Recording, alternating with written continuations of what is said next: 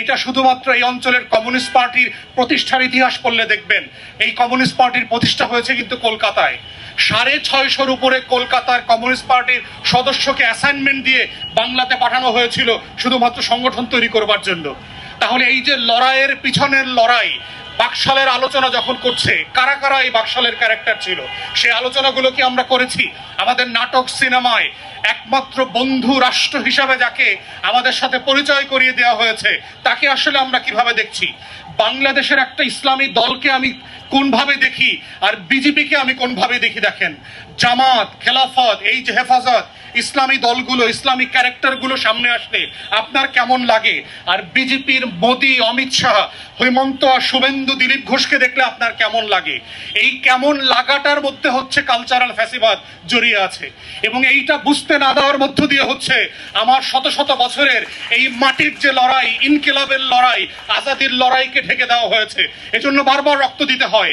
কিন্তু প্রশ্ন হচ্ছে, বাংলাদেশের পলিটিক্যাল ক্রাইসিস হচ্ছে এদেশের অধিকাংশ রাজনীতিবিদরা হচ্ছে প্রপার শিক্ষিত গণ্ডমূর্খ, যারা পলিটিক্যাল হিস্ট্রি জানেন না, কালচার বোঝেন না, জাতির মুক্তির লড়াই জানেন না, জাতীয়তাবাদী রাজনীতিটা কি, এই ভূখণ্ডের মাটির চৈতন্য জানেন না, এই ভূখণ্ডে কাকে নায়ক কাকে খলনায়ক বানানো হচ্ছে, কে বানাচ্ছে, কি কারণে বানাচ্ছে, সেই জিনিসটা যখন বোঝা হয় না, এই না বোঝার মধ্য দিয়ে আপনারা দেখেন সাডেনলি নাহিদকে বাদ দিয়ে তারেক রহমানকে এক দফার ঘোষক বানানোর চেষ্টা। এইটা হচ্ছে কালচারাল ফ্যাসিবাদ। পার্থক্যটা যেটা হচ্ছে যে 72 থেকে 75-এ আপনি গণকণ্ঠ, হক কথার পত্রিকা, রক্ষী বাহিনী পাঠায়া পড়া পত্রিকা সকালবেলা আইনা জ্বালায় দিতে পারছেন। কিন্তু এমন এক জমানায় বাস করছি যেই জমানা থেকে চাইলেই আপনি আর একজনকে আইনা ঘোষক বানাইতে পারবেন না। আমরা ওই জমানায় নাই। এটা তথ্য প্রযুক্তির জমানা। সোনার বাংলায় 72 ফিরে আসবে না। আমরা আগের জমানায় ফিরে যাচ্ছি না। অতএব যেটা সত্য অতটুকু সত্য আকারে রাখেন, তা না হলে দুষ্টামি করে লাভ হবে না। জাদুঘরটা কেন ওপেন করতে দিলেন না? সব পক্ষ মিলে কমিটিতে একমত হয়েছে প্রথম অধিবেশনে যে অর্ডিন্যান্সটা যেভাবে আছে জুলাই জাদুঘরের, এইভাবেই আমরা পাশ করব। জামাত, এনসিপি সব পার্টি একমত হয়েছে। 40 মিনিট আগে, আধা ঘন্টা আগে, without giving any notice to the opposition, 4টা অ্যামেন্ডমেন্ট কেন আনলেন জুলাই জাদুঘর নিয়ে? তাহলে এই যে দেখেন, সংস্কৃতি মন্ত্রণালয় কাদেরকে বসিয়েছেন? এই মন্ত্রী প্রতিমন্ত্রীরা কারা? তারা কি জুলাইকে উন করে? তারা কি জুলাইয়ের পক্ষে কাঁদে? তারা কি জুলাইয়ের শহীদদেরকে ধারণ করে? যদি করতো তাহলে কেন আপনি ফেলানির যে স্কাল্পচার ছিল, আমাদের যে শাপলার গণহত্যার স্কাল্পচার ছিল, আমাদের যে শত শত আন্দোলন, লড়াই, ভারত বিরোধী সীমান্ত হত্যার বিরুদ্ধে, সেগুলো কেন আপনি জাদুঘর থেকে নাই করে দিলেন? এই নাই করে দেওয়ার দুঃসাহসটা আসে কোত্থেকে?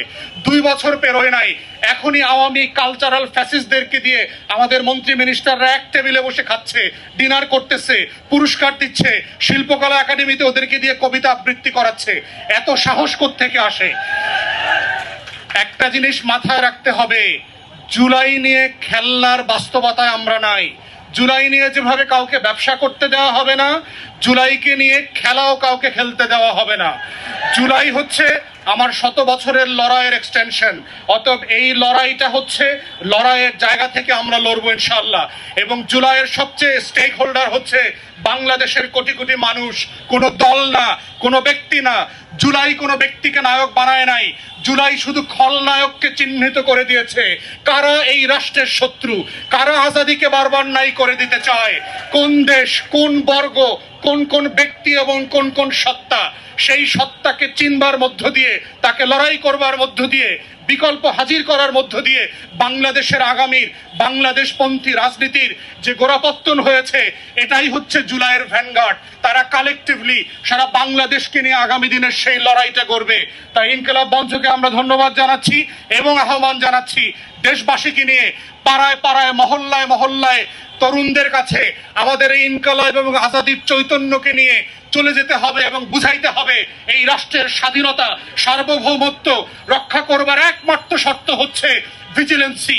যখন কালেকটিভলি অ্যাজ এ নেশন আমরা ভিজিলেন্ট থাকবো, পাহারাদার থাকবো, আমাদের সীমান্তে যেভাবে বাবুল কাস্তে হাতে নিয়ে হাজার হাজার লোক বিজিবি জওয়ান এবং সদস্যদের সাথে সীমান্ত পাহারা দিচ্ছে, আমরা বাংলাদেশের কেন্দ্র থেকে পেরিফেরি পর্যন্ত প্রত্যেকটা পাড়া মহল্লা আজাদির জন্য পাহারাদার হয়ে যাব, সিপাহী হয়ে যাব, বরকন্দাজ হয়ে যাব ইনকিলাবের পক্ষে।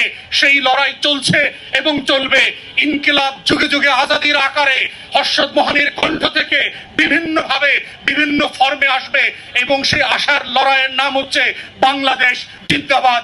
এটাই হচ্ছে আগামী দিনের জাতীয়তাবাদী রাজনীতির কেন্দ্রীয় স্লোগান হবে, ইনকিলাব ইনকিলাব জিন্দাবাদ জিন্দাবাদ। আসসালামু আলাইকুম।